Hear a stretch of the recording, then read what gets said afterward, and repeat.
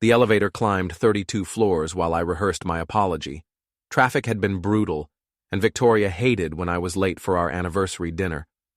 What I found instead was my wife pressed against our kitchen counter, phone glued to her ear, voice dropping to that sultry whisper she used to reserve for me. "Ethan, you can't keep calling here," she breathed, completely oblivious to my presence. "David will be home soon." I stood frozen in our marble foyer, briefcase still in hand. 5 years of marriage, and I'd never heard her say another man's name like that. The way her fingers twisted through her blonde hair, the way she bit her lower lip. I knew those gestures intimately. "The Meridian Hotel, room 1247. I'll tell David I'm working late again." My engineering mind kicked into analytical mode. Data points, mysterious late nights, new lingerie I'd never seen, sudden interest in expensive wine she claimed was for client meetings. The pattern was crystal clear now. Victoria finally noticed me. Her face went pale, but she recovered with that corporate smoothness that made her so effective at the investment firm. "David, you're early. I was just finishing up with a client." She ended the call quickly. "How was your day?" "Enlightening," I said, setting down my briefcase with deliberate calm. "Who's Ethan?" Her laugh sounded like breaking glass. "Ethan Morrison. He's the CEO of Morrison Holdings. We're working on a potential merger." "Ah, yes, the merger." I loosened my tie, watching her carefully. "Must be quite the hands-on project." "Don't be dramatic, David. It's just business." "Sure, Vic. Just don't leave any evidence on my pillow." That night, I lay awake staring at the ceiling while she slept peacefully beside me. Victoria had always been ambitious, driven by a hunger for success that both attracted and intimidated me. But this felt different. This felt like betrayal wrapped in Armani suits and justified by quarterly reports. By morning, I'd made my decision. If Victoria wanted to play games, I'd show her what a real strategist looked like. Before we dive deeper into this story, I have one small request. Please subscribe, drop a like, comment, and hit that hype button to boost this channel so more people can discover these incredible Reddit stories. My old college roommate Jake ran a small IT consulting firm downtown. We met at Murphy's Pub, a dive bar that served decent burgers and asked no questions. "You want me to what?" Jake nearly choked on his beer. "Nothing illegal," I clarified. "Just help me access accounts that technically belong to both of us. Joint credit cards, shared cloud storage, marital property." Jake studied my face. We'd known each other for 15 years, and he could read my moods better than most. "This is about Victoria, isn't it?" "She's having an affair with her boss. I need proof." "Dave, man, maybe you should just talk to her." "I tried subtle. She lied to my face." I pulled out my laptop. "Look, I'm not asking you to hack the Pentagon. These are legitimate accounts I have legal access to." 2 hours later, we downloaded 3 months of credit card statements, hotel reservations, and email metadata. The picture they painted was devastating in its clarity. Morrison Holdings, the Meridian Hotel. Expensive dinners charged to Victoria's corporate card. Text messages about private meetings and confidential negotiations. But the most interesting discovery was a third party involved.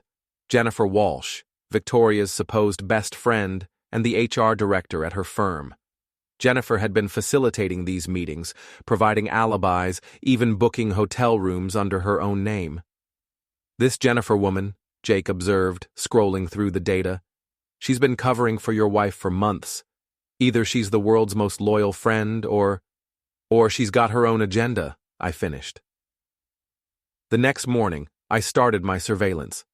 Victoria left for work at 7:30 sharp, driving her silver BMW toward downtown. But instead of heading to her office building, she turned into the parking garage of the Meridian Hotel.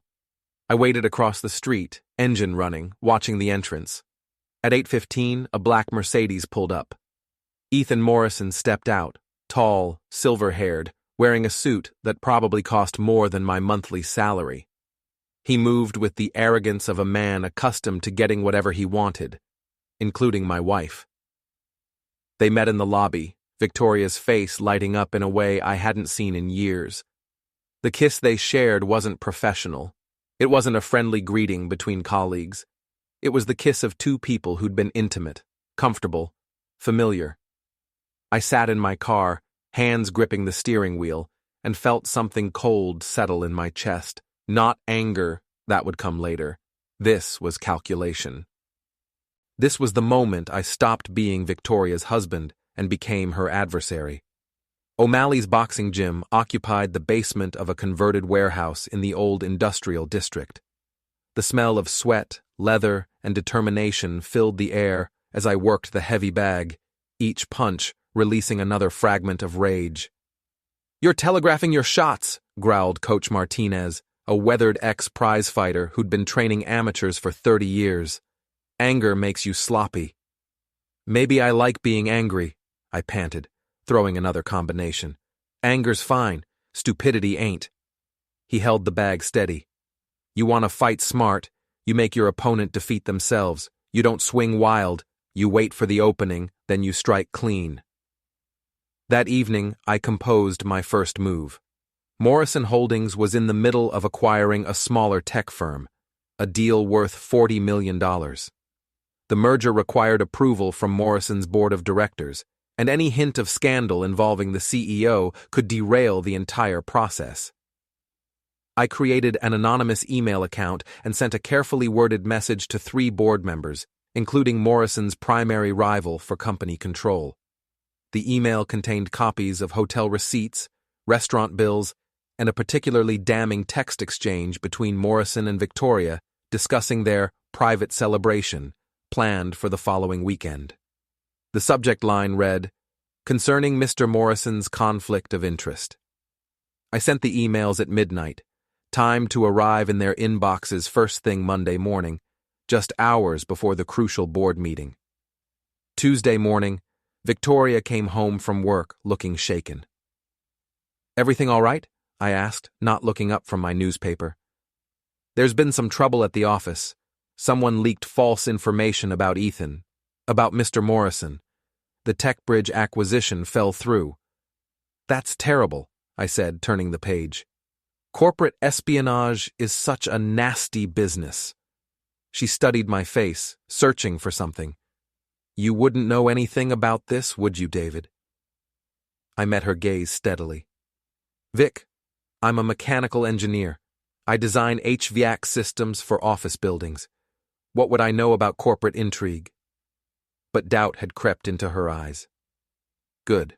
Let her wonder. The charity gala at the Riverside Country Club was Victoria's idea. "We need to show a united front," she'd explained. "With all the rumors flying around the office, people are watching us." What she didn't know was that I'd been watching them. Jennifer Walsh arrived fashionably late, wearing a red dress that probably cost more than most people's rent.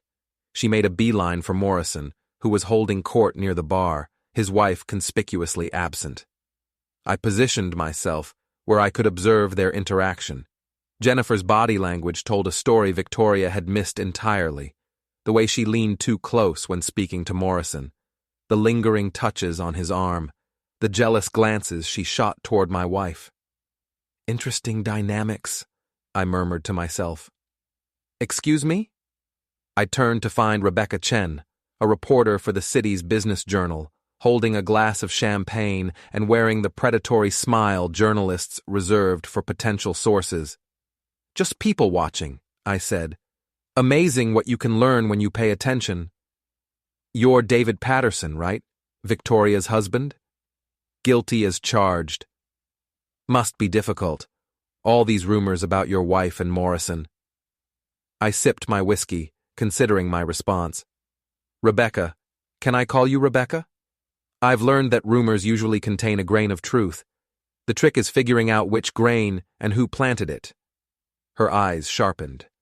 "Are you suggesting someone's deliberately spreading false information?" "I'm suggesting that in any triangle, there are always 3 sides to the story. Maybe 4 if you count the person pulling the strings." Before she could ask for clarification, Morrison's voice cut through the ambient chatter. He was on his phone, face flushed with anger. "What do you mean the Times has the story? How did they get those documents?" Every conversation in our vicinity stopped. Morrison realized he'd drawn attention and lowered his voice, but the damage was done.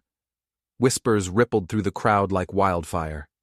Victoria appeared at my elbow, face pale. "We should leave." "Why? The evening's just getting interesting." Morrison ended his call and stormed toward the exit, leaving Victoria stranded in a sea of curious stares and barely concealed gossip. I raised my glass toward the crowd. "Ladies and gentlemen, a toast to transparency in business, honesty in relationships, and the inevitable triumph of truth over deception." The applause was scattered and uncomfortable.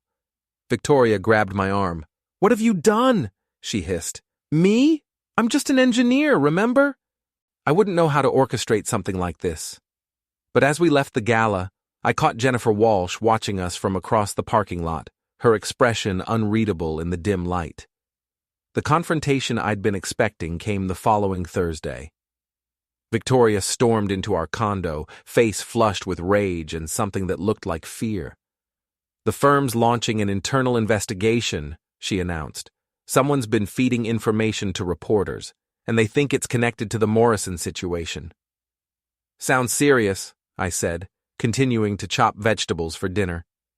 "Any idea who might be behind it?" "Don't play innocent, David. I know you've been digging into my personal life." I set down the knife and turned to face her. "Your personal life? Is that what we're calling it? I made a mistake, okay? Ethan and I, it was just a momentary lapse in judgment. A few dinners, some harmless flirtation. Nothing more." "Victoria." I kept my voice calm, measured. "I've seen the hotel receipts. I know about the weekend trips. I know about the lies you've been telling me for months." Her composure cracked slightly. "How could you spy on me? How could you cheat on me?" I countered.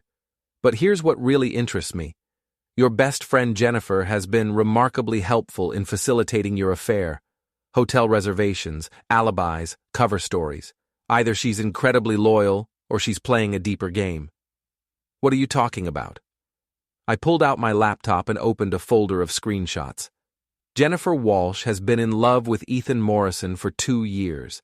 She joined your firm specifically to get close to him. When she realized he was interested in you instead of her, she decided to destroy your relationship by ensuring your affair became public." Victoria stared at the screen, reading through Jennifer's private emails to Morrison, her journal entries, her carefully crafted plan to expose the affair at just the right moment to maximize damage to both Victoria's career and marriage. "She's been feeding information to reporters," I continued. "She's the one who tipped off Morrison's board about the conflict of interest. She orchestrated this entire scandal." "That's impossible. Jennifer's my friend." "Jennifer's been manipulating you from the beginning. She encouraged your relationship with Morrison, helped you hide it from me, then systematically documented every detail so she could use it against you when the time was right." Victoria sank into a chair, the weight of betrayal, double betrayal, finally hitting her. "What do you want from me, David?" "I want the truth, all of it. And then I want you to help me expose Jennifer for what she really is." The annual Morrison Holdings investor meeting was held at the Grand Metropolitan Hotel, a glittering showcase of corporate power and ambition. 300 of the city's most influential business leaders gathered to hear about quarterly projections, market expansion, and strategic partnerships. What they got instead was the most spectacular corporate meltdown in recent memory. I'd spent 2 weeks preparing for this moment, working with Victoria to compile evidence of Jennifer's manipulation and Morrison's ethical violations. The plan was elegant in its simplicity. Use the company's own presentation system to reveal the truth to everyone who mattered. Jennifer arrived early, playing her role as the concerned HR director, investigating the unfortunate rumors surrounding her CEO. She had no idea that Victoria had already provided us with Jennifer's complete digital communications, including her detailed plans to frame both Victoria and Morrison for corporate malfeasance. Morrison took the stage at precisely 2 o'clock, confident and commanding despite the recent controversies. He began his presentation about market opportunities and shareholder value, completely unaware that I was sitting in the hotel's media control room with Jake, waiting for the perfect moment. "Ladies and gentlemen," Morrison was saying, "Morrison Holdings has always prided itself on ethical leadership and transparent business practices." That was my cue. The projection screen behind Morrison suddenly filled with Jennifer's private emails, her obsessive messages about Morrison, her detailed plans to destroy Victoria's career and marriage. The audience gasped as they read her admission that she'd fabricated evidence, manipulated documents, and fed false information to reporters. Morrison spun around, staring at the screen in confusion and growing horror. But we weren't finished. The next slide showed Morrison's own communications, his promises to Jennifer about promoting her if she helped him handle the Victoria situation, his awareness that she was manipulating events for her own benefit, his willingness to let Victoria take the blame for corporate violations he'd authorized. The final slide was a recording of Jennifer's phone call to a reporter, offering to provide exclusive evidence of Victoria's supposed embezzlement, evidence she'd manufactured herself. The room erupted in chaos. Board members shouted questions, investors demanded explanations, and reporters frantically took notes.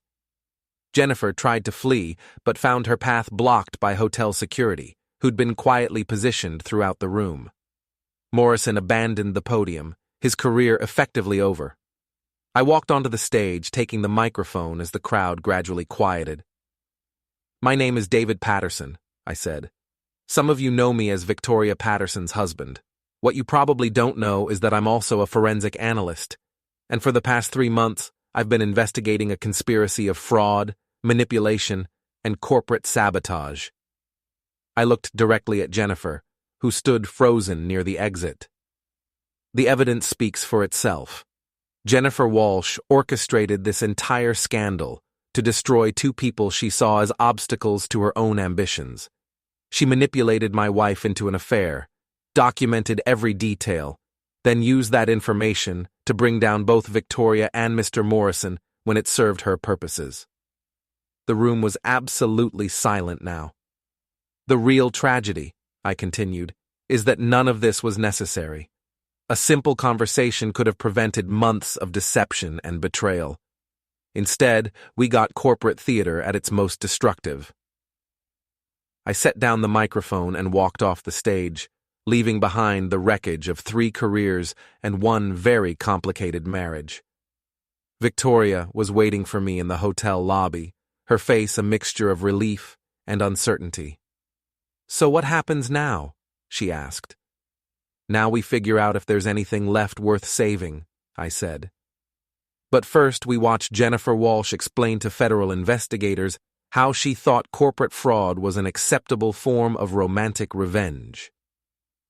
Through the lobby windows, we could see police cars arriving, their red and blue lights reflecting off the hotel's glass facade. Justice, I reflected, sometimes required patience, precision, and the willingness to let your enemies destroy themselves. Game over.